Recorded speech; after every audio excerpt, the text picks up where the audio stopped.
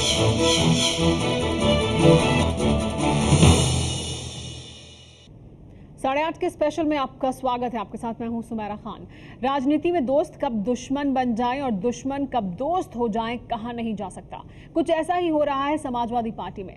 राष्ट्रीय कार्यकारिणी की बैठक में ना जाने पर आजम खान अपनी ही पार्टी में घिर गए हैं, लेकिन आजम की राजनीतिक विरोधी जयप्रदा अचानक गुरुवार को उनके साथ खड़ी नजर आई। 6 साल पुरानी दुश्मनी को भूलकर वो आजम खान को बड़ा भाई बता रही हैं।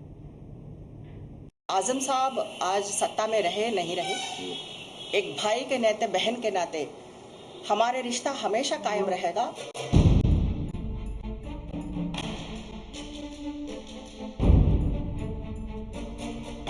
आजम खान के लिए जयप्रदा का ये बयान उस वक्त आया है जब उनके दुश्मन नंबर 1 आजम खान अपनी ही पार्टी में घिर गए हैं। मुजफ्फरनगर के दंगे में अखिलेश सरकार की नाकामी पर आजम खान ने नाराजगी दिखाई और आगरा की बैठक से किनारा कर लिया।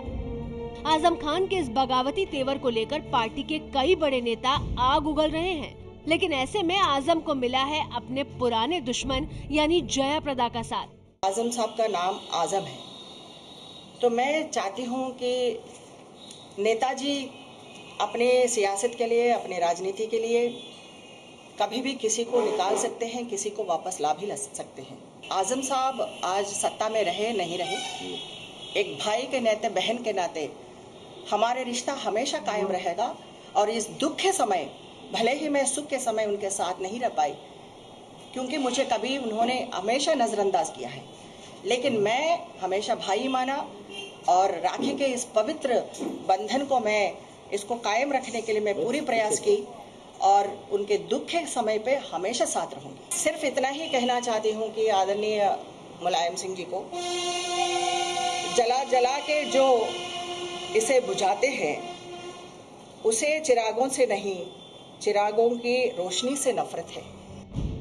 ये वही जयप्रदा है और ये वही आजम खान है जो एक दूसरे को नीचा दिखाने के लिए भाषा और नैतिकता की सारी सीमाएं लांघ चुके हैं।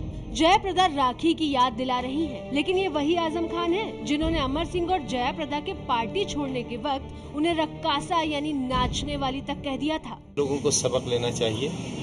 एक रंगीला, एक छलिया व्यक्ति, बॉलीवुड का व्यक्ति जिसने समाजवादी पार्टी को एक रक्कासा की पासे बना दिया था। समाजवादी पार्टी ने इन वर्षों में क्या खोया, क्या पाया, ये समाजवादी पार्टी अच्छी तरह जानती है, देश अच्छी तरह जानता है और समाजवादी सोच रखने वाले लोग भी अच्छी तरह जानते हैं। बस ये सबक है सबके लिए। जयप्रदा और आजम खान के बिगड़े रिश्तों की दास्तान 2009 के लोकसभा चुनाव से शुरू होती है। तो हम उनसे हाथ जोड़कर कहना चाहते हैं कि उनको हमसे शिकायत है, लिहाजा वो हमारी अकेले की रपट करा दें, हम उसके लिए तैयार हैं। हमारे पर मुकदमा कायम करा दें, हम जेल चले जाएंगे, आज ही चले जाएंगे, अभी चले जाएंगे और चुनाव रहते हम बाहर भी नहीं आएंगे, हम अपनी जमानत नहीं कराएंगे। लेकिन वो तो आपको भाई कहती हैं।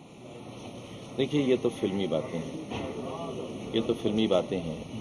मैं फिल्म अदाकार नहीं हूँ, वो फिल्म अदाकार हैं और अमरपाली की मशहूर डांसर हैं। मैं अदाकार नहीं हूँ, मैं एक मामूली मोहल्ले में रहने वाला राजनीतिक वर्कर हूँ। भाई हो के भाई के नाम लेकर अगर बहन के ऊपर इस तरह की टिप्पणी करना भाई के लिए शोभा नहीं देता है। आजम खान उसी बहन के लिए दे रहे थे ऐसा बयान जो उन्हें बड़ा भाई कहती थी। वो यही नहीं रुके। जो लोग इश्क में इतने दीवाने हो गए हैं, जो लोग मोहब्बत के इतने दीवाने हैं कि जिंदगी की सच्चाइयों को भी भूल गए हैं, रामपुर को बर्बाद करने पर उतरे हुए हैं, उन्हें थोड़ा सोचना चाहिए कि उनका रास्ता सही नहीं है।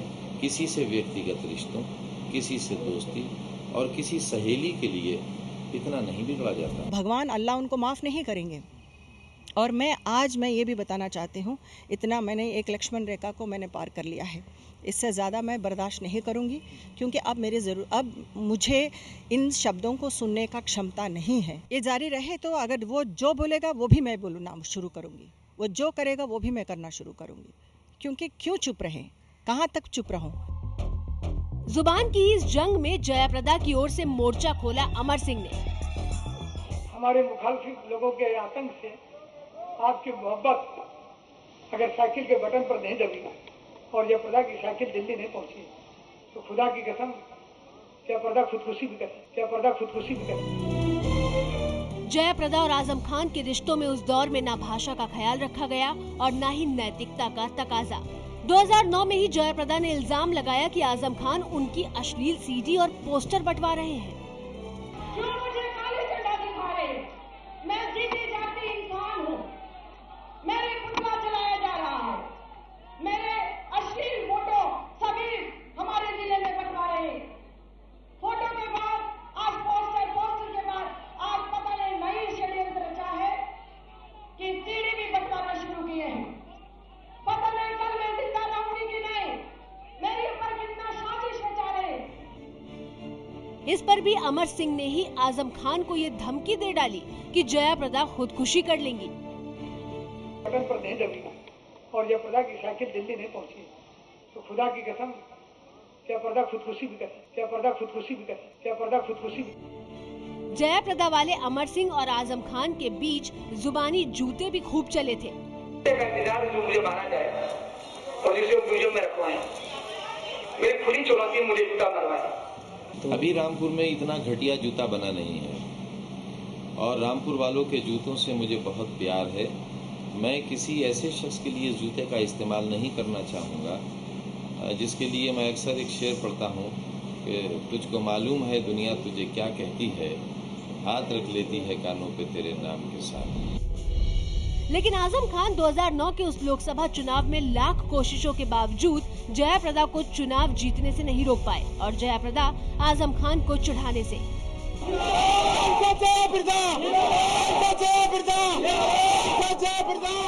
भाई को क्या कहेंगे आप? उनको मैं धन्यवाद कहूँगी, शुक्रिया अदा करूँगी, सलाम करूँगी। इस हद तक तल्ख हो चुके रिश्ते नहीं सुधरे तो नहीं सुधरे। 2010 में जयाप्रदा और अमर सिंह को समाजवादी पार्टी से विदाई दे दी गई। दोनों ने अपनी लोकमंच पार्टी बना ली, लेकिन जयाप्रदा लगातार आजम खान को चुनौती देती रही।